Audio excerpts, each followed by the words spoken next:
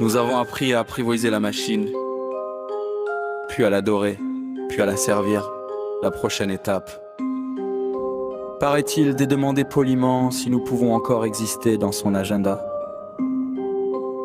L'homme créa la machine pour se libérer.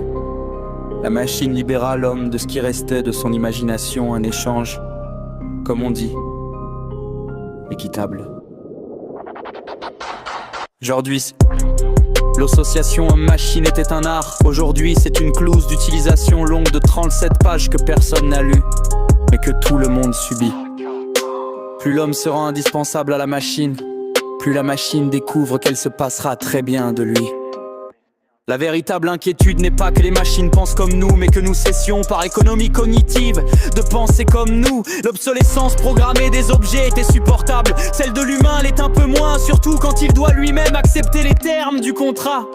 La machine ne remplace pas l'homme, elle remplace la partie de l'homme qu'il est trop fatigué d'incarner. Autrement dit, presque tout. Nous voulions des outils intelligents, ils nous ont rendus intelligemment dépendants. Un progrès exemplaire en matière d'aliénation moderne. Le 21e siècle aura transformé l'association homme-machine en un duo comique. L'un raconte des blagues involontaires, l'autre rit silencieusement en calculant sa prochaine mise à jour. On dit que l'homme garde sa maîtrise. Pourtant chaque fois que la machine s'arrête, il panique comme si sa pensée venait d'être débranchée.